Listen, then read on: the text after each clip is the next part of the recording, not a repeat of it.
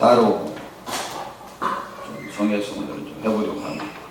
오늘 전체 교회에 이렇게 하려고 했던 건데 오늘 적게 왔네요. 자, 그래도 좀 그렇게 해야 될 것 같습니다. 오늘 제목은 이렇게 정해봤습니다. 주께서 위로해 주시고 힘주시고 만나주길 원하는 사람은 누구인가? 이걸 또 바꿀 수 있겠죠? 주께서 위로해 주시고 힘주시고 만날 수 있는 그러한 사람은 누구인가? 주님을 그렇게 만날 수 있는 사람은 누구인가? 또 이것을 또 이제 다른 말로 바꿔서 주께서는 누구의 부르짖음에 응답하시겠느니까? 혹은 뭐 기도에 응답받을 수 있는 사람은 어떤 사람인가? 라는 부분에 관해서 생각해 보려고 합니다. 오늘 인터넷을 이렇게 봤더니 35년 전 그때 너를 다독였더라면 퇴직교사들의 반성문이라는 것이 이렇게 나오더라고요. 여러분 지난 과거가 어떤 것이 여러분 부끄럽고 여러분이 잘못한 것이라고 생각하십니까?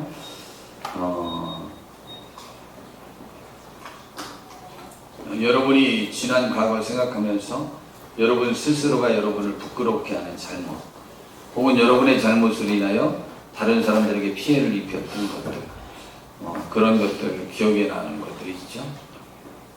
저는 목사이기 때문에 저의 말 때문에 교회를 안 나오게 된 사람들이 있고, 또 저 때문에 또 교회를 나오는 사람들이 있고, 저 때문에 상처를 받는 사람도 있고, 저 때문에 힘을 얻는 사람도 있습니다. 그런데 뭐 저의 생각이기도 한데 아까 이번에 정말 요즘 먹는 떡국 그 사골 국물 그 어느 때보다 저에게 굉장히 맛있는 사골입니다. 왜냐면 저는 냄새가 나면 잘 못 먹거든요. 이건 냄새도 안 나고 굉장히 맛있습니다. 근데 한현석 권사님 말씀으로는 거기에 미원을 넣지 않으셨다고 그래요. 굵은 소금만 넣었다고 하는데 그게 이렇게 맛있는데, 저는 제가 이렇게 가지고 있는 상식과 다른 이야기를 들으면 제가 실험을 해보기 전까지는 그 말을 받아들이지 못합니다. 이해를 해주셔야 돼요. 누가 얘기해도 저는 어떤 특질이 있냐면 제가 가지고 있는 상식과 다른 이야기는 다른 사람의 이야기를 듣고 수정하는 것이 아니고 그 사람의 의견을 무시하진 않지만 대신 제가 시험을 해봐야 돼요. 그와 갖고 논쟁하지 않아요. 왜냐하면 제가 살펴봐야 돼요. 네. 그래서 한번 제가 해봐요. 자, 그리고 저의 또 특징 중에 하나가 저는 흥정을 하지 않아요. 굳이 말하면 조건부로 그럼 이렇게 하자면 이거 해줄 거야? 뭐 이렇게 하면 제가 굉장히 약점인데 그래 무슨 조건인데? 라고 물어라도 보고 말해야 되는데 저는 일단 조건부의 흥정은 저는 응하지 않습니다. 예를 들어서 목사님들이 전에 제가 한번 말씀드렸죠. 목사님 내가 뭐 굉장히 좋은 거 내가 이야기할 건데 내가 이야기하면 다 들을 거야? 약속할 수 있어? 제가 그분을 어떻게 믿고 뭘 약속해요? 저는 그거 안 들어도 저에게 크게 손해 없을 거라고 생각하고 있고요. 뭐 들어도 크게 유익될 것도 없을 거라고 생각합니다. 이미 조건부로 이렇게 나오면 저는 이미 거기에 마음이 상해서 듣고 싶은 마음이 없어요. 그래서 저는 안 들어요. 말 안 해주실 때입니다. 저에게 너무 일평생에 좋은 거라고 하시라고 들을 의향이 없습니다. 성경만 들어도 제가 볼 때는 충분한 것 같아요. 네, 저는 이제 약간 좀 성향이 그러한데요.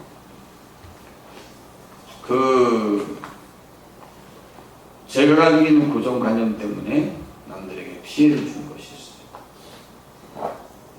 뭐 저에게 있는 고정관념 때문에 남들에게 유익을 끼친 것도 분명히 있습니다.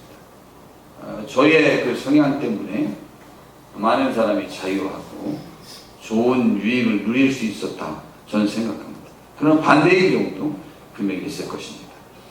근데 35년 전에 이를 돌이켜보면서 선생님들이 지금 이제 60대 후반 된 선생님들이 그때 내가 그 제자에게 용서를 빌었어야 되는데 무슨 이유로든 용서를 빌지 못한 것들을 지금에서야 이제 편지를 쓰면서 용서를 비는 그런 내용이 나와 있었습니다. 그랬더니 뭐 충분히 저도 돌아와지는 얘기였습니다. 오인숙 선생님도 자기가 초년 교사였을 때 그 잘못한 내용들을 쭉 이야기하잖아요. 그래서 열성은 있지만 제대로 알지 못해서 학생들에게 많이 피해를 줬다. 이제 그런 얘기를 하는데요. 편지를 썼는데 그때 평화의 댐을 막 건설한다고 국민 모두에게 벽돌 한 장이라도 이렇게 기탁하자. 막 그래서 초등학교까지도 이렇게 벽돌 한 장씩 모으기를 아마 했던 모양입니다. 대통령이 자기의 정권 수호를 위한 방편으로 평화의 댐을 이용했을 가능성이 많습니다. 어쨌거나 여하튼 그렇게 했습니다. 그렇게 했는데 어떤 아이가 지각을 했대요. 근데 보니까 벽돌 한 장을 구해오느냐고 지각을 했다는 거지. 그랬을 때 그 선생님이 그때 한 말이 있답니다. 어이가 없다고 나무랬답니다. 근데 지금 같았으면 어깨를 으쓱하게 해줄 수 있었을 텐데 라고 하면서 그때의 그 제자에게 용서의 편지를 쓴 것입니다. 그때 충분히 그 일은 다독여줘도 될 만한 것을 어이가 없다는 말을 함으로 인해서 그 제자에게 상처를 줬고 죄책감을 갖게 했다. 또 충분히 있을 법한 거죠. 5학년 때 철봉 밑에 무릎을 꿇고 손들고 있으라고 벌을 세웠는데 깜빡 잊어버리고 그냥 들어갔다. 한참 뒤에 깜짝 놀라 나와보니까 그때까지 벌을 쏘고 있었답니다.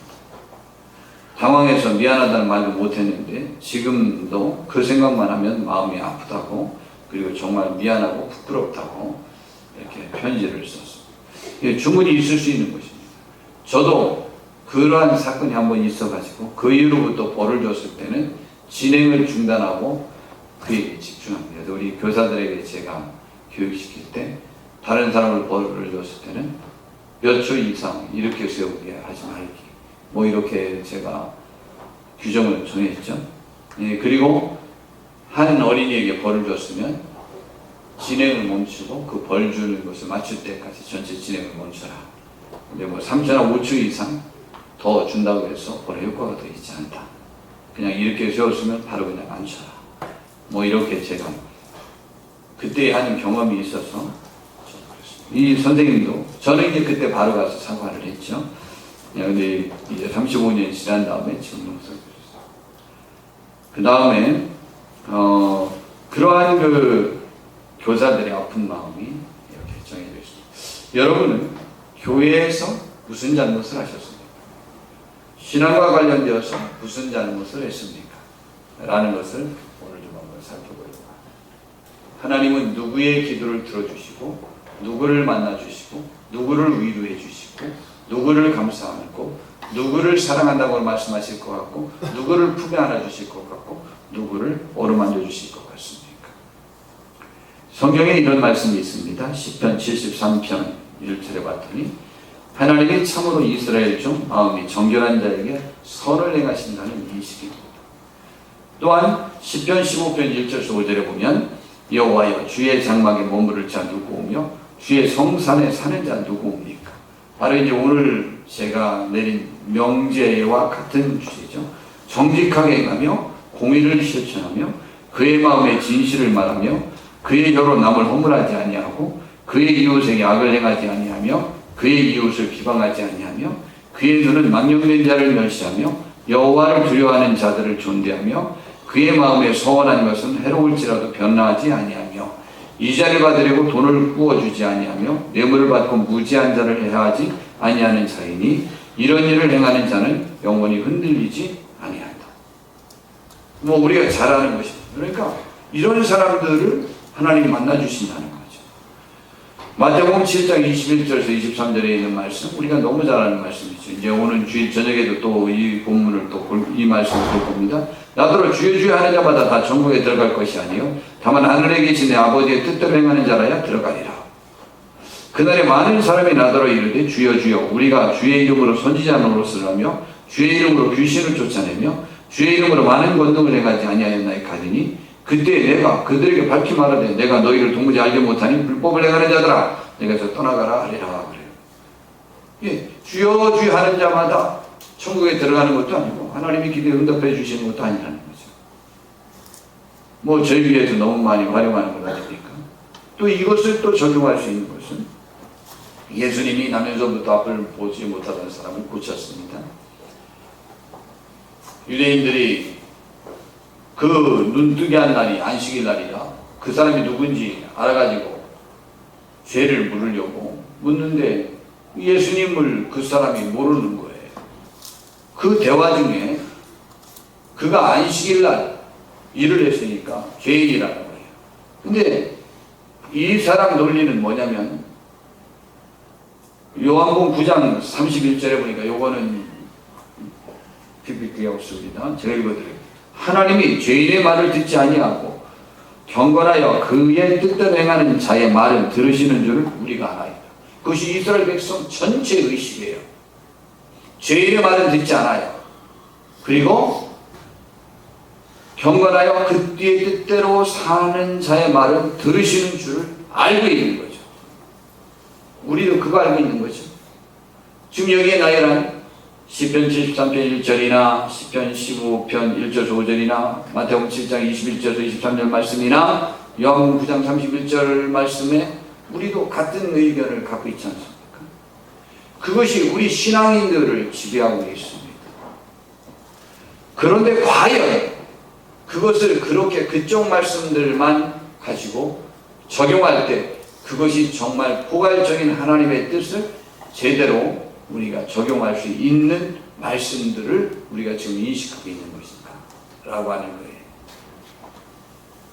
그 부분에 과연 하나님은 누구를 만나고 위로해 주셨는가 라는 것을 실제적인 부분을 우리 한번 살펴보자는 것이죠.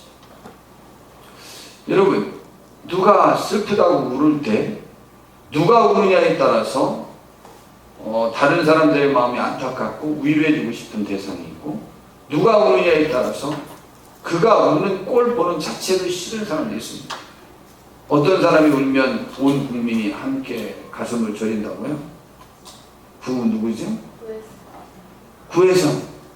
구혜선이 울면 한국 남성 전체가 웁니다. 그래서 드라마에서 구혜선을 등장시켜서 울리는 거라고. 제 말이 아니에요.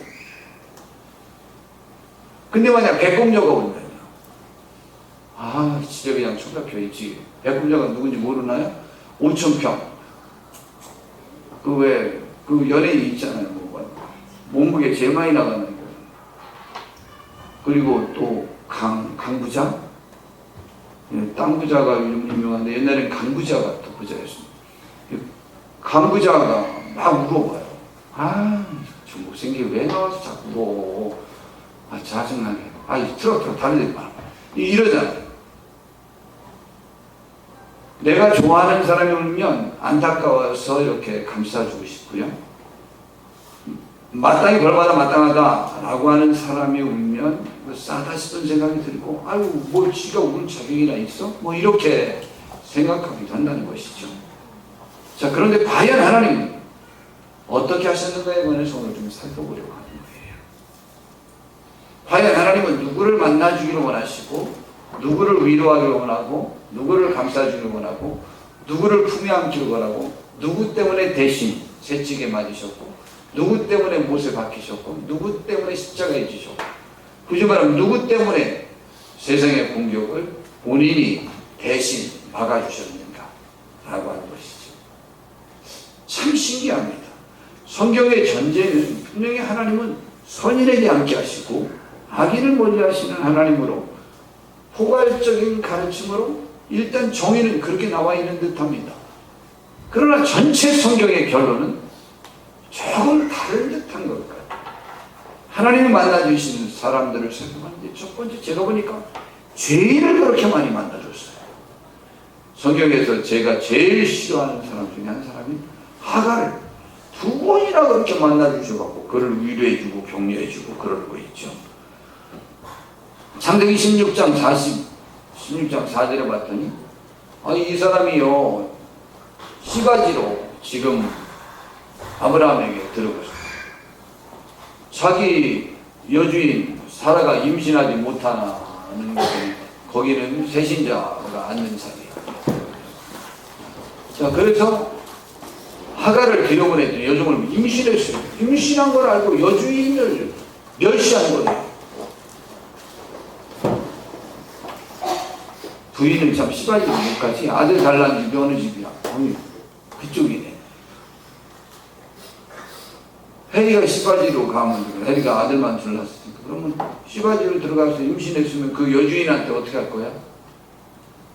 미안해야지. 여주인 나 때문에 얼마나 위축되고 마음이 아프겠어요. 그때 송구스러운 마음을 가져야지. 왜 여주인을 멸시하냐고. 그 의식이 뭐네요? 신분상승의 기회를 잡았다고요? 신분상승의 기회를 정당한 사람을 몰아내고 자기가 차지하는 것이 좋은 것은 아닙니다. 예. 저는 아주 성경에서 제일 싫어하는 사람 중에 한 사람입니다. 하갈. 뭐 지금도 싫어해요. 정말 좋아하지 않습니다. 그랬는데요. 이 하갈이 결국 내쫓김을 당했어요. 6절에 보니까 아브라함이 사라에게 이르되 당신의 여종은 당신의 수준에 있으니 아브라함한테 자꾸 따지니까 당신의 눈에 좋을 대로 그대로 행하라. 그랬더니 사라가 하갈을 학대했어요. 어떻게 학대했는지 모르지만 우리나라 궁녀들에 대한 사극 우리 좀 보진 않았는데 광고할 때 봤어요. 봤는데요. 궁녀가 임신하니까 왕비가 시켜가지고 주리를 들고 몽성말이 해가지고 배를 꽉 눌러서 기필고 유산시켰고 그리고 막 몽둥이를 치고 그렇게 해서 유산시켜버리잖아요. 무섭잖아요. 네, 그렇게 하는데 나는 저 학대했다라는 말을 들을 때 자꾸 그 생각이 나요. 어떻게 학대했는지는 모르겠어요. 좀 같이 함께 생활하기에 힘들도록 학대했을 것 같아요. 근데 저는 그러나 자기가 한 잘못에 대한 결과 아니에요. 왜 여주인을 멸시하죠? 그래서 쫓겨났어요. 도망했어요. 도망해서 죽게 됐어요. 자기가 지은 죄의 결과잖아요. 근데 7절부터 또 보니까 여호와의 사자가 광야의 샘물곁 곧 술길 샘 곁에서 그를 만나 이르되 사라의 여종 하갈아 네가 어디서 왔으며 어디로 가느냐. 그가 이르되 나는 내 여주인 사라를 피하여 도망갑니다. 그랬더니 여호와의 사자가 그에게 이르되 내 여주인에게로 돌아가서 그 수하에 복종하라. 예, 살 수 있는 길은 복종하는 일이에요. 그러나 여호와의 사자가 또 그에게 이르되 내가 내 시로 크게 번성하여 그 수가 많아 셀 수 없게 하리라. 여호와의 사자가 또 그에게 이르되 내가 임신하였은즉 아들을 낳을 것인데 그 이름을 이스마엘이라. 이는 여호와께서 내 고통을 들으셨습니다. 이 고통은요 완전히 자기의 잘못된 마음 때문에 같은 거예요.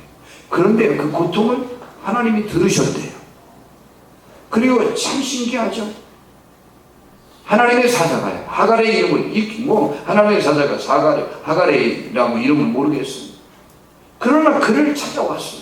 그의 고통을 들으시고 그리고 해결책을 준 거예요. 해결책은 뭐냐? 여주인 무시하지 말고 가서 복종하라. 그러고 됐는 줄 알았더니 된 게 아니에요. 21장에 보니까 이제 드디어 사라가 이삭을 낳아서 젖될 때가 됐어요. 젖되는 잔치를 하는데 이스마엘은 그때 한 17살쯤 됐을 것입니다. 그런데 봤더니 21장 9절에 봤더니 사라가 먼저 아브라함의 아들 애굽 여인 하갈의 아들이 이삭을 놀리는지라. 이 놀렸다라는 말을 전의 개혁 성경에서는 희롱했다라고 말하고 있고 갈라디아서에서는 이 놀렸다라는 말을 어떻게 했다고 번역합니까? 핍박했다. 핍박했다. 괴롭힌 거예요. 멸시한 거예요. 이복 형이. 엄마랑 똑같죠? 정말 잘못한 겁니다. 그래서 결국은 또 쫓겨났어요. 21장 14절 19절에 두 모자가 이제 완전히 쫓겨납니다. 이제는 다시 못 와요. 근데 그 쫓겨나서 이제 하갈이 광야에서 방황하게 되었습니다. 그래서 물이 다 떨어져서 이제 아이가 죽는 것을 참아 보지 못하니까 한 화살 바탕쯤이라니까 한 100여 미터 이렇게 떨어져 가지고 서로 마주보고 소리내면서 슬프게 울어서 이제 우리 죽었구나.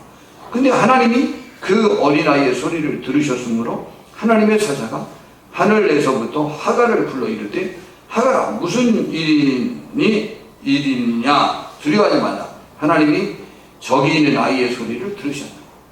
참, 한 번은 못된 엄마의 음성을 들어주시더니 지금은 못된 그 아들의 소리를 하나님이 들어주셨어요. 들으셨나니 18절에 일어나 아이를 일으켜 내 손으로 붙들라 그가 큰 민족을 이루게 하리라 하시니라.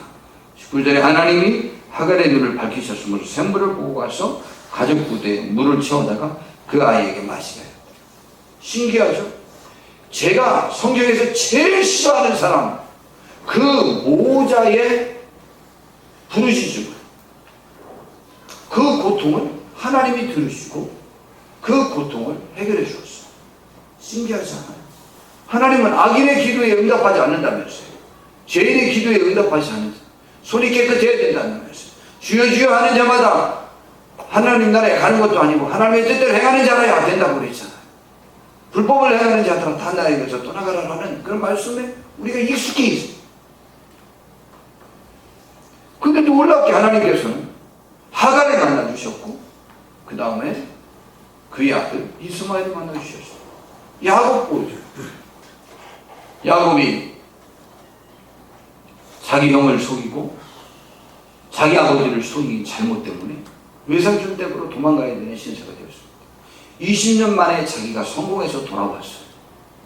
그러나 이제 자기 고향을 약복강만 건너면 도달하게 됩니다. 아버지죠. 근데 형이 400명 사병을 거느리고 만나러 와요. 이것은 자기의 죄의 결과랄까요? 지난 과거 잘못의 결과를 지금 자기가 거두는 중입니다. 그런데요, 그날 밤에 야곱이 하나님과 밤새워 기도합니다. 하나님의 이상이 야곱에게 축복을 해줍니다. 그 못된 사기꾼 야곱에게 말입니다. 그래서 밤새워 씨름했는데요, 그 하나님의 전사가 야곱의 허벅지를 쳤어요. 그리고 날이 새려고 하니까 나를 좀 가게 해달라고 사정을 합니다. 저는 이런 장면을 잘 이해하지 못해요. 하나님도 귀신인가? 꽃기와하고 새벽다 불면 이슬처럼 사라져야 되나? 왜 우리 전설의 고향 보면은 새벽다 불면 귀신이 도망가야 되잖아요. 그 전에 볼일을 봐야 되고 꼭 그런 장면 같아요. 꼭. 그리고 뭘 하나님이 사정을 합니까? 야곱에게. 그냥 뭐 팽개쳐버리고 가버리면 되지.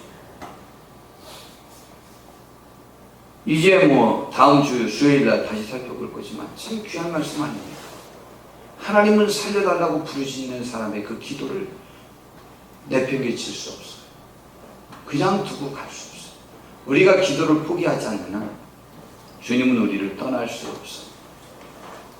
예. 그래가지고 나 축복을 해주지 않으면 나 안 놓겠습니다. 그래가지고 내 이름이 뭐냐? 야곱입니다. 아니 못된 하갈 이름은 물어보기도 전에 알았는데 야곱은 밤새워 씨름했는데 아직도 이름 몰랐어요. 참 이상한 분이요. 그중 신기하지 않아요? 하갈을 만나면 하나님의 사자라고 하는데 여기는 하나님이라고 말합니다. 그런데요, 이름이 뭐냐고 물어봐요. 야곱이라고 그랬더니 너는 야곱 아니야. 너는 이스라엘이다. 너는 하나님과 겨루어서 이겼다. 하나님과 및 사람들과 겨루어서 이겼다. 하나님도 이기고 사람도 이기고 넌 다 승리자다. 그래서 하나님과 겨루어서 이겼다는 이스라엘이라고 이름을 바꿔라. 이야. 그리고 그에게 축복해 줬어요. 신기하죠? 사기꾼. 지금 에서가 와서 죽여도 항변할 수 없어요. 그 사람은 하나님이 축복해 줬어요.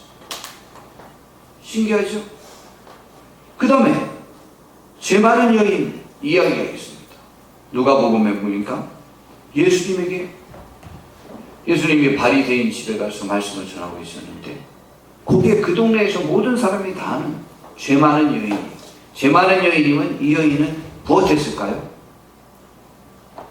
핸드폰 잘 받는 여인이었을 겁니다. 그때. 요즘 오늘 목사님도 오셨는데, 또 그렇다고 또 제 핸드폰 또 일부러 안 받으면 안 돼요. 또 잘 받았다가는 목사님이 내가 딴 남자친구 있는 것으로 오해할까 봐서 권혜영 집사님이 일찍 전화 받으려다가 이거 받으면 목사님이 오해하겠지. 내가 직장에서 딴 남자 숨겨놓은 거 들통나겠지. 뭐 오해하겠지. 이래서 안 받으면 안 돼요. 받아도 제 전화로 받은 거로 제가 이해해요. 알겠죠? 예.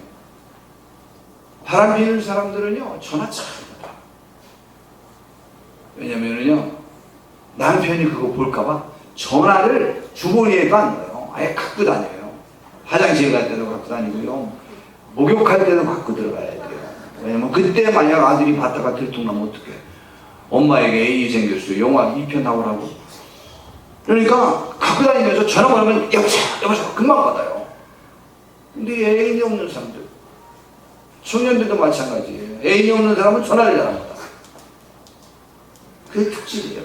복받은 사람들이에요. 죄 많은 여인 그랬을 때 그냥 통례적으로 그런 음란한 여자였을 가능성이 많아요. 하여튼 죄 많은 여인이 예수님께 와가지고요, 향유를 뿌리면서, 이 사람이 막달라 마리아인지 뭔지 우리 누군지 학자마다 다르니까 그냥 죄 많은 여인이라고 생각하죠. 와서 예수님에게 향유를 뿌리고 머리카락으로 예수님의 발을 씻겨주고 거기에다 입 맞추고 발에다가 막 그랬어요. 근데 예수님은 가만히 있었어요. 예, 그런데 그 사람들이 수군거렸어요. 만약 이 사람이 선지자라면 자기를 만지는 이 여자가 누구며 어떠한 자, 곧 죄인인 줄을 알았을 것인데, 이야, 어찌 저걸 막 허락하냐? 그랬어요. 근데 예수님은 그 여인의 죄가 사해졌다고 말했습니다. 47절부터 보니까 그의 많은 죄가 사해졌도다 라고 말을 했어요. 그 죄를 용서해 줬어요. 막달라 마리아에 하는 이야기도 마찬가지입니다. 마가복음 16장 9절에 보니까 예수께서 안식 후 첫날 이른 아침에 살아나신 다음에 첫 번째 누구에게 보이셨죠? 막달라 마리아예요. 근데 이 마가복음에서는 막달라 마리아가 어떤 전력을 지녔던 여인이었는지 말합니다.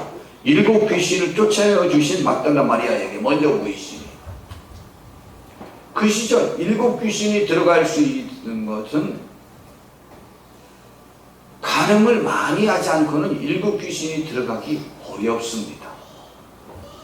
그것은 제가 잘 아는 것입니다. 이미 그것은 수많은 임상실험 결과로 증명이 된 거예요. 그럼 7 귀신이 들어갔다라고 했을 때 이 막달라 마리아에 대한 직업이 성경에 나와 있잖아요. 그러나 모든 학자나 모든 사람들은 막달라 마리아는 그 시절 가장 잘 나가던 고급 창녀였을 것이라고 생각하고 있어요. 그러니 7 귀신이 들죠. 예, 그러한 죄인을 예수님의 부활의 모습을 첫 번째 볼 수 있는 영광을 준 대상이 이 막달라 마리아였어요.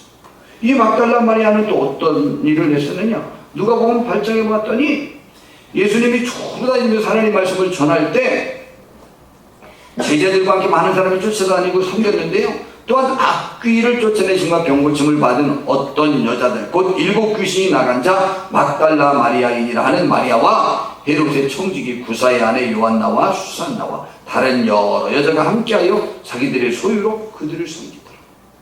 그때 예수님을 쫓아다녔던 막달라 마리아 말고 예수님의 어머니는 무슨 마리아예요? 그냥 마리아인가요? 예? 앞에 뭐 붙나? 동정녀 마리아. 그럼 그냥 마리아 아니야. 뭐 동정녀는 뭐 그 특징을 말한 거니까. 막달라 마리아는 막달라 지역의 여인이라는 뜻입니다. 막달라 지역의 가룟 유다가 가룟 지방의 유다라는 뜻이니까. 예, 그 마리아. 예수님의 어머니도 마리아입니다. 예수님의 마리아를 우리는 거룩하다고 보지 않습니까? 천주교에서는 뭐 굉장한 사람으로 추앙하잖아요. 그런데요, 예수님의 어머니 마리아도 막달라 마리아를 조금도 무시하지 않았습니다. 자기들의 무리와 함께하면서 그를 귀중한 자 되셔라 함께 주님을 수종들었습니다.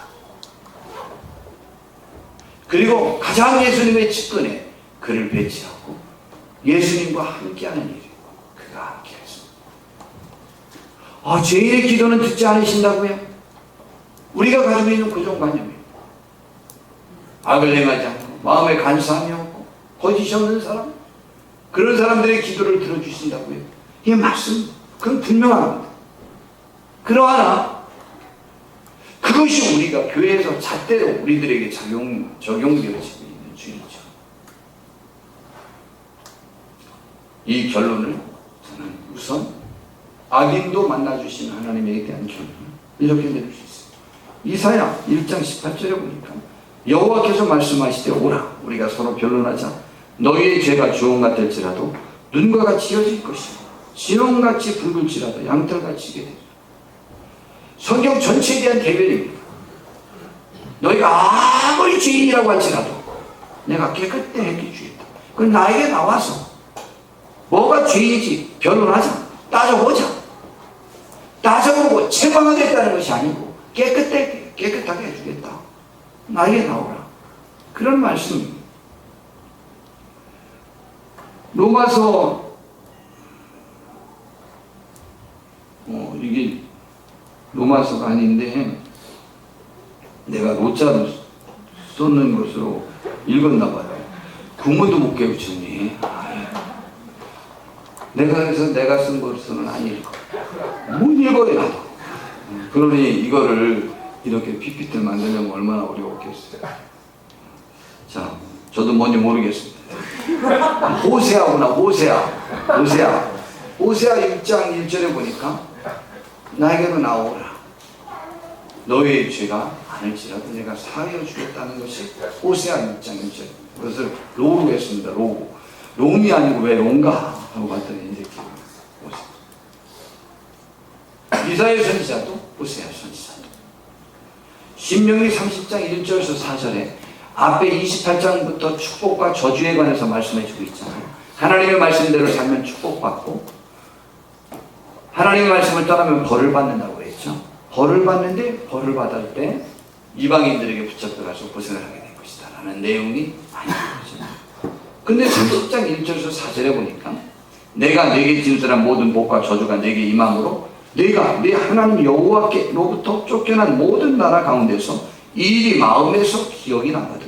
너와 내 자손이 내 하나님 여호와께로 돌아와 내가 오늘 내게 명령한 것을 온전히 따라 마음을 다하고 뜻을 다하여 여호와의 말씀을 청종하면 다시 회개하고 돌이키면 내 하나님 여호와께서 마음을 돌이키시고 너를 긍휼히 여기사 포로에서 돌아오게 하시되 내 하나님 여호와께서 뜻인 그 모든 백성 중에서 너를 모으시리니 내 쫓겨간 자들이 하늘가에 있을지라도 네 하나님 여호와께서 거기서 너를 모으실 것이며 거기서부터 너를 이끄실 것이다. 언제나 용서해 줄 수 있음을 말씀해 주고 있고요. 디모데전서 1장 15절 16절에 보니까 바울 사도가 자기를 구원해 주신 하나님을 예를 들어서 그분이 어떤 분인지 설명합니다. 믿보다 모든 사람이 받을 만한 이 말이요 그리스도 예수께서 죄인을 구원하시려고 세상에 임하셨도다 하였도다. 죄인 중에 내가 개순이라. 예수께서 죄인을 구원하시려고 세상에 임하셨어요. 하나님이 죄인의 하나님이십니까? 의인의 하나님이십니까? 이 질문은 이렇게도 맞고 저렇게도 맞고 이렇게 말해도 틀릴 수 있고 저렇게 해도 틀릴 수 있습니다. 저는 원래 그런 질문은 잘 안 하긴 하는데요. 질문한 사람만이 자기의 추상적인 답을 갖고 있는 답을 질문하는 것들을 즐겨하지 마십시오. 그냥 보편 타당한 공평한 답을 답할 수 있는 것들을 주로 질문하시면 참 좋습니다. 성경에는 의인이 있다고 그랬어요? 없다고 그랬어요? 없다고 그랬어요. 의인은 없다니 하나도 없다고 세상 모든 사람에 관해서 결론 내리고 있습니다. 그런데 내가 의인이어서 하나님이 받으셨다고 하는 생각은 글쎄 그를 하나님이 받으셨는지에 관해서 우리 한번 다시 생각해 봐야 하나. 하나님은 죄인의 하나님이십니다. 잘 이해하셔야만 합니다. 우리의 입술이 아무리 온전한다고 할지라도 그 온전한 것 때문에 하나님이 받으시는 것은 아닙니다. 바울 사도는요, 그 스스로 평가하기를 율법적 의로는 흠이 없는 사람이라고 했어요. 그런데 그가 죄인 중에 괴수라는 인식 속에서 살았어요. 그 내면 속에 나는 율법적 의로는 흠이 없다. 나보다 철저하게 절제하고 제한된 사람 내가 아직 못 봤다라는 내용이에요. 그럼에도 불구하고 자기는 죄인 중에 가장 우두머리 같은 사람이라고 생각했어요. 그래서 자기는 사랑의 빚을 진 사람이라고 봤어요. 내가 너무 많이 용서받았으니 나는 남을 더 용서하지 않는 한 이 빚을 갚지 못한다. 그래서 하나님 혹은 내가 유대인이 무시하는 그 대상들에게라도 나는 복음을 전하지 아니하면 나는 나에게 해가 있을 거라고 나는 생각한다. 라는 그러한 인식으로 살았어요. 바울 사도에게 그런 은혜를 베풀어 주신 이유를 그 다음에 설명하잖아요. 내가 긍휼을 입은 까닭은 예수 그리스도께서 내게 먼저 일체 오래 참으심을 보이사 위에 주를 믿어 영생을 얻는 자들에게 본이 되게 하려고 하나님의 자기를 세우셨다. 이 인식이 없이 그가 진정한 그리스도입니까? 라고 한번 생각해 보세요. 하나님은 누구를 만나주신다고? 우리는 전제로 손이 깨끗하고 정결하고 마음이 거짓이 없고 감사하며 죄인이 아닌 사람의 기도를 들어주신다고 우리는 인식하고 있습니다. 맞습니다. 그 말은 맞지만 그 말이 남을 판단하는 잣대로 활용되어져서는 안 된다는 말씀을 성경 가르쳐주는 것 같습니다. 그럼 하나님은 또 죄인을 만나주셨지만 또 누구를 만나주셨을까? 무슨 이유로든 낭망한 사람을 만나줍니다. 여기 자기의 죄로 인하여 낭망한 사람을 주님이 만나줬습니다. 또 삶 속에서 무슨 이유로든 낭망한 사람을 주님이 만나주십니다. 이사야 40장 27절부터 보니까 야고보아 어찌하여 내가 말하며 이스라엘아 내가 이르기를 내 길은 여호와께 숨겨졌으며 내 송사는 내 하나님에게서 벗어난다 하느냐. 너는 알지 못하였느냐 듣지 못하였느냐. 영원하신 하나님 여호와 땅 끝까지 창조하신 이는 피곤하지 않으시며 분비하지 않으시며 명철이 한이 없으시며 피곤한 자에게는 능력을 주시며 무능한 자에게는 힘을 더하시나니 소년이라도 피곤하며 곤비하며 장정이라도 넘어지며 쓰러지되 오직 여호와를 낭망하는 자를 새 힘을 얻으리니 독수리가 날개 치며 올라감 같을 것이요 다른 박질하여도 곤비하지 아니하겠고 걸어가도 피곤하지 아니할 것이라고 말하고 있습니다. 우리의 삶 속에서 무엇 때문에 여러분을 낭만케 합니까? 여러분을 낭만케 하는 이유가 무엇입니까? 죄 때문입니까? 게으름 때문입니까? 생각 없는 입술 때문입니까? 아니면 열매 없는 삶 때문입니까? 아니면 무엇 때문에 여러분이 낭망했습니까? 아니면 여러분이 능력이 없는 것 때문에 한탄하십니까? 무엇 때문에 여러분이 낭망하십니까? 어떠한 경우에라도 주님은 우리를 만나주셔서 새 힘을 줄 거라고 말합니다. 히스기야 왕의 기도가 우리들에게 많은 위로가 됩니다. 히스기야 왕에게 이사야 38장부터 보니까 이사야 선지자가 와서 당신 지금 병에서 고쳐지지 못하면 종기가 나는데요. 뭐 종기가 증부리 치면 좀 암일 수도 있을지 모르겠죠. 그 종기 죽는다는 거예요. 집안 정리하라는 거예요. 우와, 이 말을 듣고요. 히스기야 왕이 유언하라는 말을 듣고 얼굴을 벽을 향하고 하나님 앞에 부르짖어 기도했어요. 기도한 내용은 한번 볼까요? 내가 주 앞에서 진실과 전심으로 행하며 주의 목전에서 선하게 행한 것을 기억하소서 하고 심히 울었어요. 히스기야 왕이 이때 생명 15년 연장받았죠. 그가 죽고 난 다음에 므낫세가 그의 아들이 왕위에 올랐는데 몇 살이었다고 그랬죠? 8살. 그러면요, 지금 자녀도 없을 때였어요. 그래서 내가 하나님의 뜻대로 사는 것 좀 기억하여 주시옵소서 하고 실컷 울었어요. 그랬더니 하나님이 말했어요. 살 거라는 거죠. 그런데 사는 이유가 뭐냐? 내 기도를 들었고 내 눈물을 보았다고 하는 거예요. 그리고 15년을 연장시켜주고 이번 아수르가 침공한 그 침공에서도 이 성을 보호해주겠다라고 약속했어요. 하나님의 관점은 뭐예요? 그가 선하게 산 것 때문에 보호해준 게 아니에요. 뭐 때문에 그를 보호해주고 뭐 때문에 그를 살려준 거예요? 울었기 때문에. 울었기 때문에. 다시 또 말씀드릴까요? 내가 많은 죄를 졌으니 하나님 앞에 나와 부르짖어 기도할 용기조차 없다. 자격도 없다. 하나님 뭐라고 그러십니까? 하나님보다 더 위로와요. 예, 우리는 하나님보다 더 위로와서는 안 됩니다. 히스기야 왕은 자기가 선하게 사는 것 때문에 기도할 용기는 얻었지만 하나님이 기도에 응답하신 이유는 부르짖는 간절한 기도였다는 사실을 우리가 잘 기억하셔야 돼요. 그가 죽음 앞에서 낭망했습니다. 그 낭망이 그를 굉장히 좌절스럽게 만들어서 하나님을 더 의지하게 만들었던 거죠. 아까 야곱과 같은 거죠. 그러나 야곱은 자기 죄의 결과였고 히스기야 왕은 자기 죄의 결과가 아니었습니다. 그럼에도 불구하고 그의 눈물을 하나님 보신 거예요. 엘리야 선지자요, 너무 훌륭하게 주의 사역을 감당했죠. 그때 다 하나님을 떠나고 아합 왕 시절에 선지자들을 다 죽이고 자기 혼자 남았는데, 그래서 갈멜 산성에서 놀랍게 승리를 했죠. 그때 그 산 위에서 750명 이방 제사장들과 자기 혼자 와서 백성들에게 물어봤습니다. 여러분 어느 때까지 두 사이에서 머뭇거리겠습니까? 하나님만 섬깁시다. 와, 그 백성들이 한 명도 대답 안 해요. 아, 그럼 이렇게 합시다.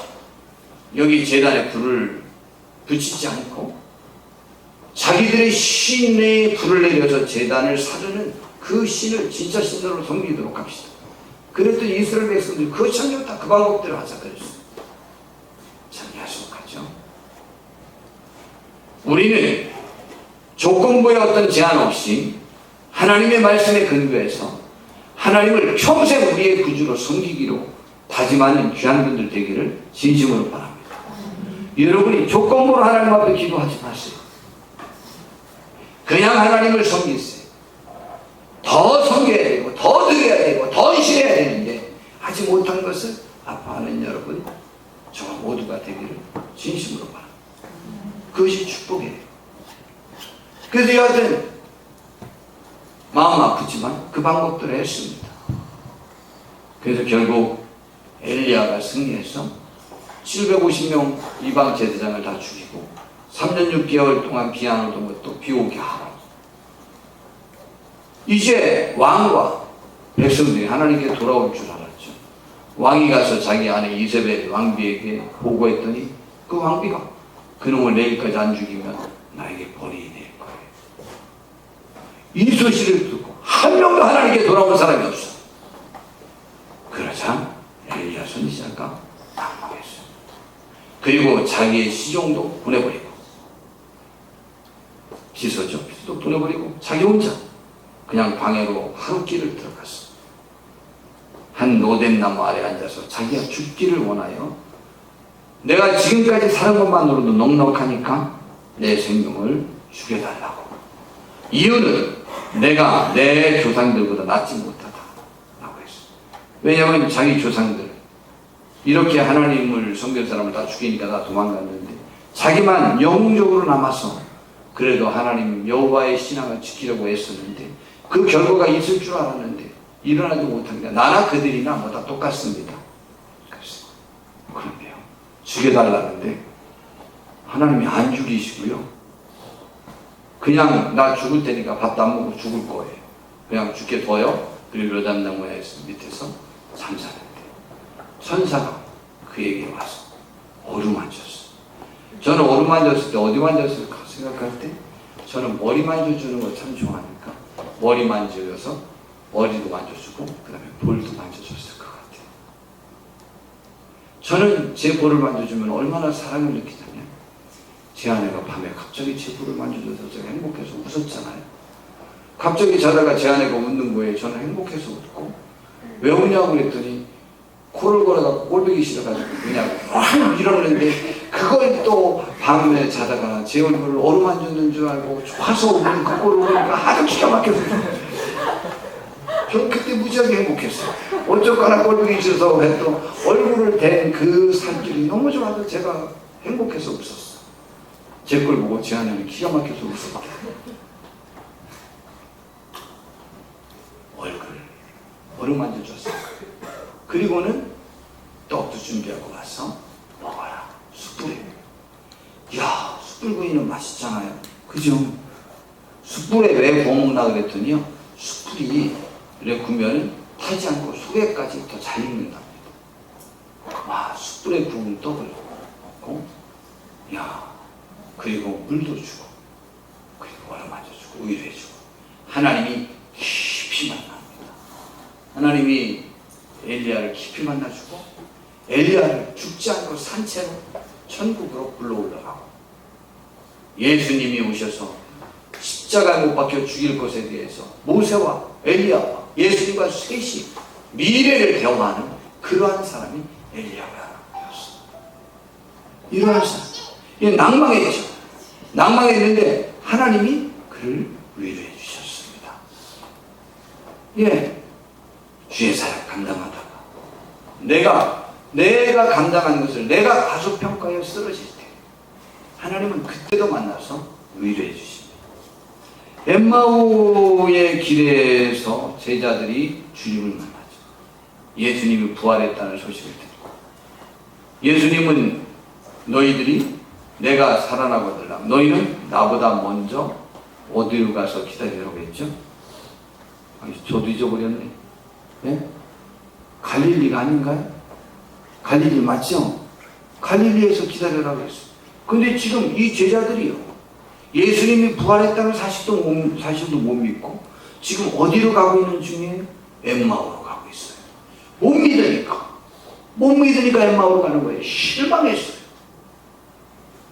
근데 주님이 나타나서 밤에 그들과 함께 걸었어요. 그러면서 성경 이야기를 그들의 심령이 뜨거워졌어요. 맞아. 예수님은 구약 성경에 죽었다가 살아난다고 그랬구나. 그러니 이것이 뜬 소문이 아니구나. 그리고 그들이 깨닫고 이제 뉘우치고 있는데 깨닫고 나니까 갑자기 사라졌어. 제자들이 어머 우리와 거닐면서 성경 이야기를 해줬던 분이 그러고 보니까 일반 행인이 아니고 예수님이었네. 얼른 갈릴리로 왔어. 예수님의 제자들에게 자기들이 만난 그 예수님을 또 이야기하게 되지 않습니까? 예, 의심에 확신이요. 그래서 엠마오로 가고 있었던 주님의 제자들 두 명을 주님이 친히 걸으시면서 밤에 걸으시면서 그들의 심령을 뜨겁게 해줘서 돌이키게 했습니다. 주님은 낭망한 그들도 만나주셨어요. 디베레 바닷가에 낭망한 베드로 주님을 부활한 것을 제자들 중에는 첫 번째로 봤어. 분명히 봤어. 무덤이 비어있는 것도 봤어. 그런데도 불구하고 전도하지 못해. 그래서 고기나 잡으러 갔어. 밤새워 잡았는데 한 마리도 못 잡았어. 그런데 주님이 그 디베레 바다로 베드로를 만나러 찾아오신 거예요. 물론 나머지 6명의 제자도 더 함께 있어서 7명이지만 베드로 때문에 거기 가신 거예요. 예수님을 모른다고 3번이나 부인했던 예수님 제자들 중에 가장 뛰어나다는 제자 그 베드로가 얼마나 마음의 상처를 받았을까요? 얼마나 용기가 없었을까요? 진두력도 잃었을 거예요. 근데 주님이 그를 만나주셨어. 그리고 사랑을 고백하게 만들고 숯불에 역시 또 떡도, 그리고 물고기는 작은 걸 갖다가 구워서 같이 드셨어요. 얼마나 감격적이었을까요? 사도 요한이 주님이시다 그랬더니 베드로는 버섯동옷을 금방 거치고, 야 너희들이 배 챙겨갖고 와, 그리고 수영해갖고 와서, 언제 누가 저한테 물어봤더라, 어제 어느 목사님은 수영 얼마나 잘하냐고. 전 다 잘하는 줄 알아요, 남들이요. 제가요 어디 가면요 제가 제일 똑똑한 줄 알고요, 제가 머리가 제일 좋은 줄 알고요, 저는 뭐 못하는 게 없는 줄 알아요. 제일 건강한 사람이고 수영도 잘하고 뭐 별것도 다 잘하는, 공부도 잘하는 줄 알아요.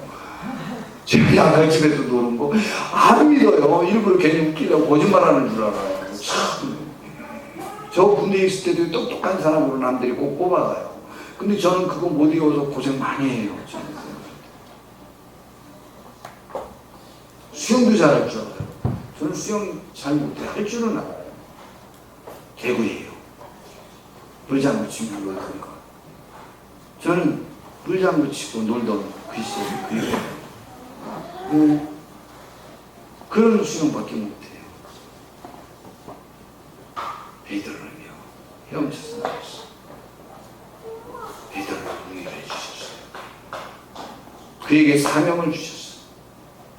얼마나 감사합니까? 네, 주의 사역 잘 감당하다가 실망했었어요.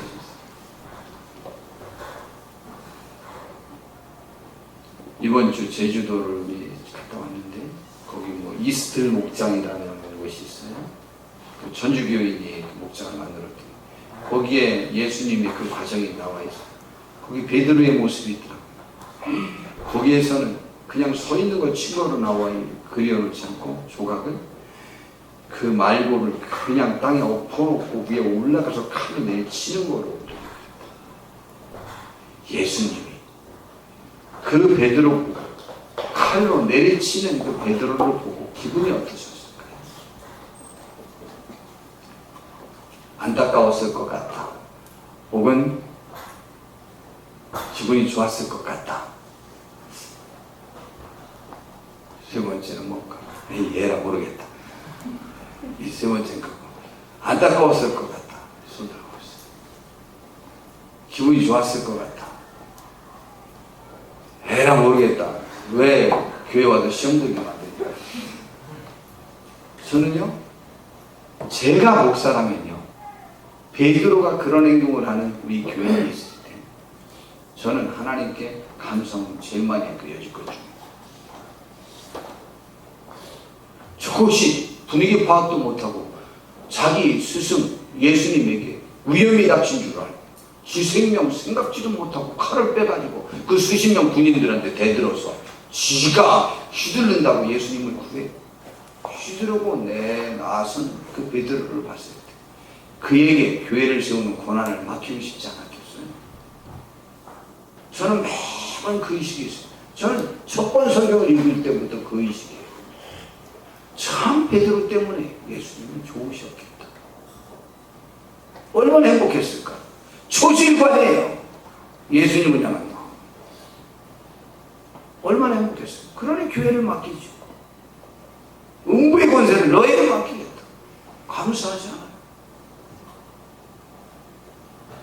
정말 우리가 주를 위해서 제사를 다하다 실수한 것이면 상관없어요.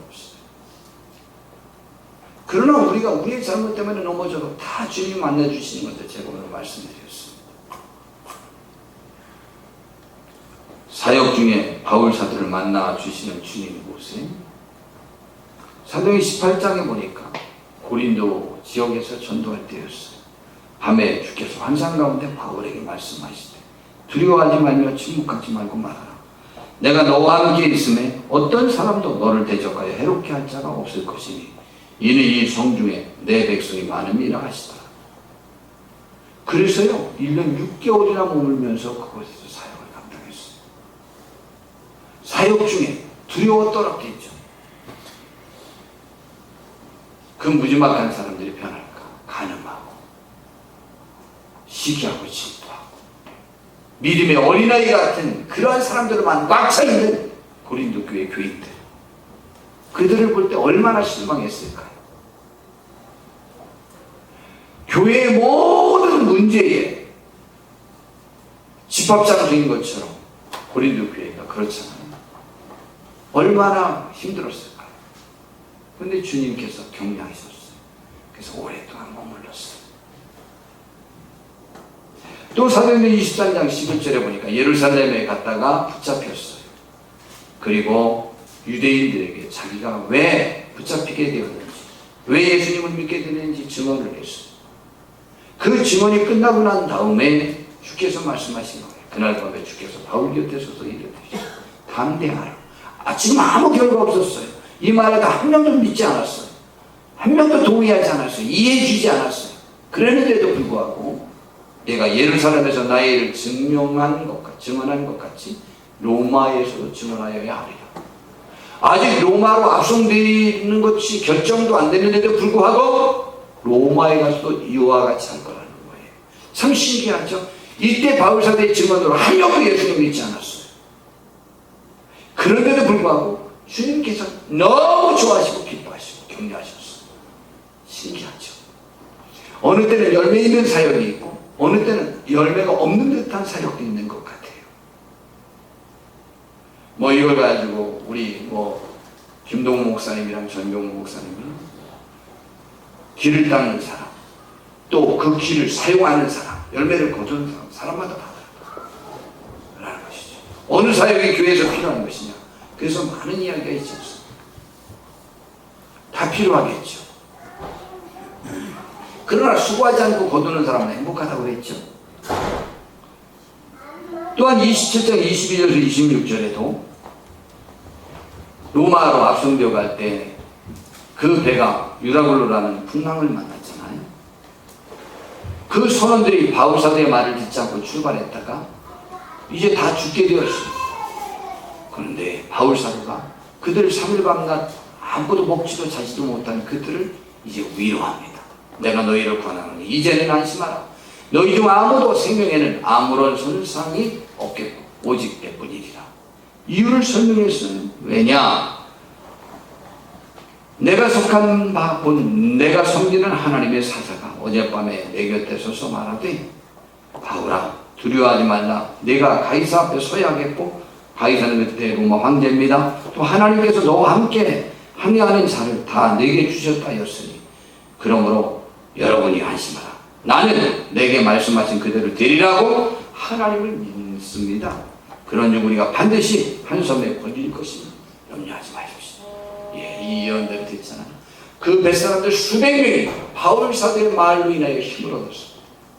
이 시대가요 풍랑을 만나서 자주될 것 같은 사람들이 얼마나 많습니까? 그들에게 위로를 줄 수 있는 것은 우리가 섬기시는 주님과 우리가 동행하는 것입니다. 그 위로를 받을 수 있습니다. 제가 오늘 이 말씀을 통해서 한 결론을 내리려고 합니다. 우리 교회에 마음이 아픈 사람이 있고 어려움을 당하는 사람들이 있어요. 그 이유는 당연한 규결이 있는 사람이에요. 잘못했으니까 당연히 그렇지. 그 사람이 그렇게 하지만 하나님이 안 계신 것 같은 만큼 당연한 그 사람의 삶의 결론일로 그렇게 당하는 사람도 있어요. 그리고 무지막한 죄로 인한 결과물일 수도 있어요. 잘못된 욕심, 시기심, 이기심 때문에 혹은 하나님의 뜻을 저버리고 하나님께 최선을 다해야 될 것을 그렇게 하지 못한 결과로 인하여 당하는 수도 있어요. 아니면 하나님의 일을 최선을 다하다가 당할 수도 있고 무슨 일을 통하여 당할 수도 있어요. 그때 우리는 남을 보는 시각을 어떻게 가져야 되겠는가에 관한 것과 나 자신에 대하여 하나님은 어떤 관점으로 지금 보고 계실까에 관해서 말씀드리려고 하는 거예요. 우리는 너무 많은 성경 구절들을 알고 있어요. 굳이 말하면 마음에 감사가 없고 정직하고 뭐 이런 사람 하나님의 기도 들어주시고 만나주시고 주의 성산에 함께 거할 수 있을 것이고 하나님은 죄인의 기도는 들어주시지 않지만 정직히 행한 의인의 기도를 들어주신다는 인식이 우리들 속에 뱅뱅이 있어요. 그래서 그가 기도 응답을 받지 못하고 건강하지 못하고 사업이 잘 되어지지 못하고 어떤 삶이 어떻게 됐을 때, 물론 하나님을 떠나서 이렇게 될 수도 있고 저렇게 될 수도 있고 어떻게 될 수도 있어요. 그러나 전체를 보고 있는 하나님의 관점과 우리가 그 액면을 보고 우리 스스로 함부로 판단하는 그 관점과는 너무 다를 수 있는 거죠. 죄인을 안 만나줬, 성경 보니까 하나님의 의인을 더 많이 만나줬습니까? 죄인을 더 많이 만나줬습니까? 성경 전체에 대한 여러분의 그 기억은 죄인을 만나주신 하나님이에요? 의인을 만나주신 하나님이에요? 어떻게 기억하세요? 어떤 인상이 여러분들 속에 남아있습니까? 그러니 우리는 현재의 고통과 즐거움에 이렇게 동참해 주자 이 말이죠. 우리와 관계된 모두에게만 어떠한 결과가 있었든지 간에 말이에요. 즐거워하는 자들과 함께 즐거워해 주세요. 우는 자들과 함께 울어주세요. 우는 자들을 판단하지 마세요. 즐거워하는 자들을 과소평가하지 마세요. 저희 교회가 그렇게 되기를 진심으로 바랍니다. 이제 우리 교회가 우리와 관계된 다른 성도님들을 보는 관점, 그 관점은 하나님은 누구를 만나주셨더냐, 하나님의 관점으로 우리가 접근해야지 내가 가지고 있는 하나님의 인식의 접근으로 방법으로 접근해서는 안 되겠다는 것이죠. 만약 그렇게 접근하면 하나님을 위로해 주고 싶은 사람 나는 정죄하고 있었어요. 그런 거죠. 그러므로 우리와 관계된 모든 사람들을 그러한 시각으로 봐주시기 바랍니다. 저를 봐주실 때도 마찬가지고 남을 봐줄 때도 마찬가지, 누구를 봐줄 때도 똑같은 그러한 시각으로 봐주셔야 해요. 그것이 하나님이 우리에게 기대하시는 바예요. 오늘은 어떻게 그래서 기도를 할까? 그래서 이 말씀을 전하고 기도를 하는 것이 좋을 것 같았어요. 그래서 오늘 말씀을 먼저 전하는 거예요.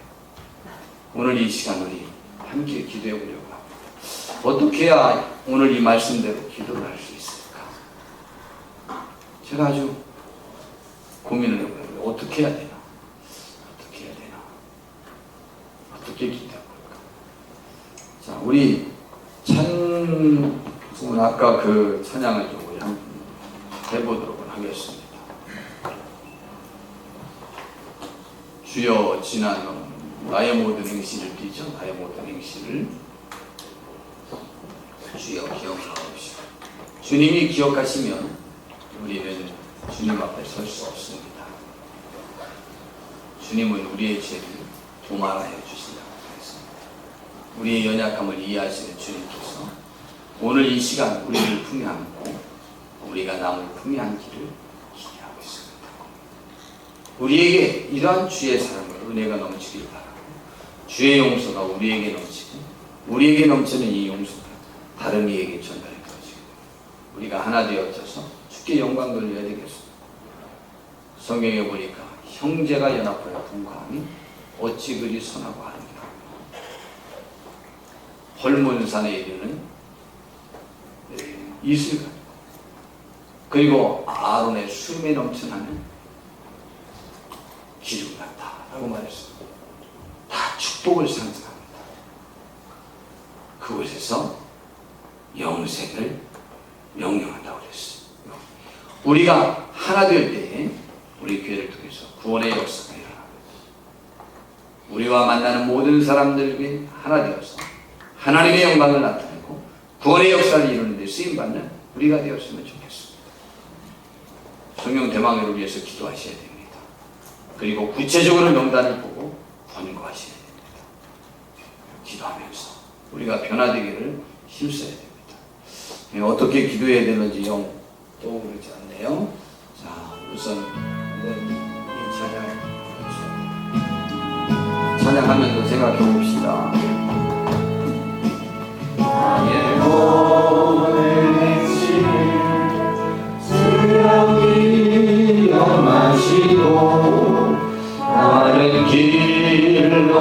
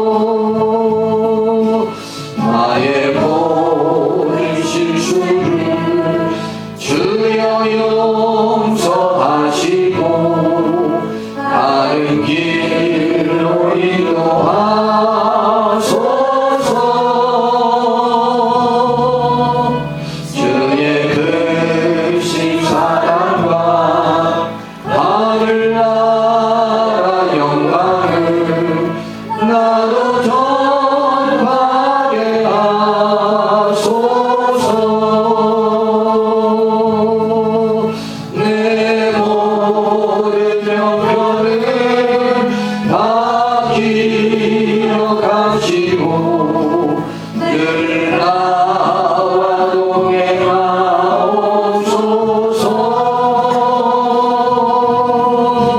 나의 생명 주 앞에 남김없이 드리니 주여 나를 지켜주소서.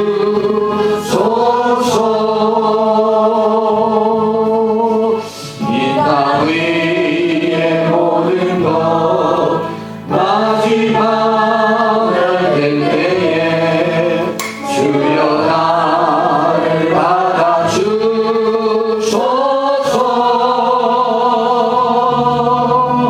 주의 얼굴 대할 때 귀한 상급 주시고 멸류관을 쓰게 하소서. 내 모든 형편을 다 기억하시고 늘 나와 동행하옵소서. 나의 생명 주 앞에 남김없이 드리니 주여 나를 지켜주소서.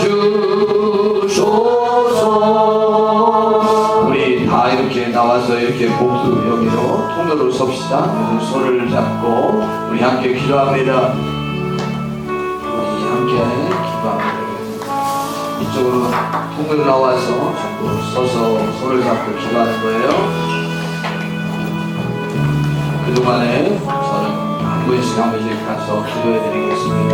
자, 빨리 나오세요. 손을 전부 잡으세요. 자, 우리 함께 기도합니다. 우리 하나님 아버지, 오늘 우리들에게 하나님의 은총이 있어지게 하옵소서. 하나님의 권능이 함께하게 하옵시고 하나님의 축복이 임하여지게 하옵소서. 하나님, 우리 김성현 집사님에게 주의 크신 능력으로 함께 해주시고 주의 위로와 기도까지 함께하게 하옵소서. 하나님 아버지 마음속에 주의 우리의 기쁨과 위로와 찬양이 넘치게 하옵소서. 예수님의 이름으로 기도드렸습니다. 하나님 아버지,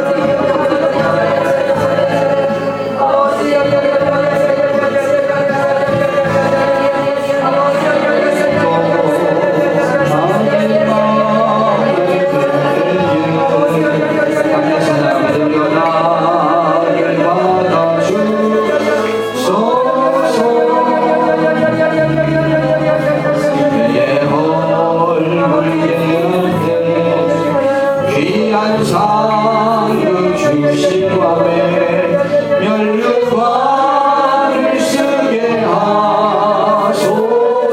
내 모든 형편을 다 기억하시고 내 모든 형편을 다 기억하시고 늘 나와 동행하 오소서.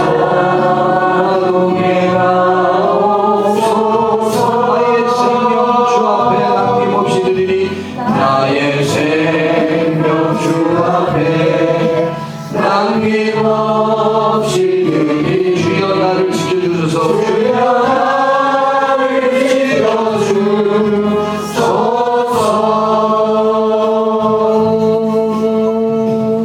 기도하겠습니다. 주님, 우리가 남에 대해서 우리가 가지고 있는 기준, 우리가 가지고 있는 성경 말씀을 함부로 들이댈 때 하나님이 기뻐하시지 않을 수도 있습니다. 하나님, 그가 자신의 욕심 때문에 당하는 어려움이어도, 그가 죄악 가운데서 당하는 어려움이어도 주님은 그를 만나주시길 원하고 아파하고 계십니다. 주님, 우리 마음에 그런 마음이 있기를 원합니다. 하나님, 그가 좀 교만하고 잘못됐는데 잘 돼도 우리는 즐거워해 주기를 원하고 있습니다. 하나님이여, 있는 만 그대로 우리가 함께 즐거워하고 함께 아파할 수 있는 우리가 되게 하옵시고, 서로가 하나 되어서 그 안에서 하나님의 인치심이 있고 구원과 생명의 역사를 보게 해 주시옵소서. 그 일에 우리가 앞장서서 쓰임받게 하옵시고 하나님의 영광 나타나게 하옵시고 우리 교회를 통해서 큰 구원의 역사가 일어나게 하옵시고, 오늘 주일 예배, 또 청년부의 성경 공부, 또 모든 내일의 신방과 전도, 그리고 주일 예배, 또 오는 성령 대망회에 하나님의 은총이 있어지게 하옵소서. 오늘 우리가 손을 잡고 같이 기도했습니다. 서로 사랑하며 하나님께 영광 돌리게 하옵소서. 예수님의 이름으로 기도드렸습니다. 아멘. 하늘에 계신 우리 아버지여, 이름이 거룩히 여김을 받으시오며 나라의 마옵시며 세상에서 이룬 것 같이 땅에서도 이룬 것 같이 오늘날 우리에게 영원한 정식을 주옵시고, 우리가 우리에게 죄의 나를 사하여 것 같이 우리의 죄를 사하여 주옵시고, 우리를 시험에 들게 하지 마옵시고 다만 악에서 구하옵소서. 내가 나라와 권세와 영광의 아버지께 영원히 있사옵나이다. 아멘. 자, 예배를 마쳤습니다. 박수 오게 되는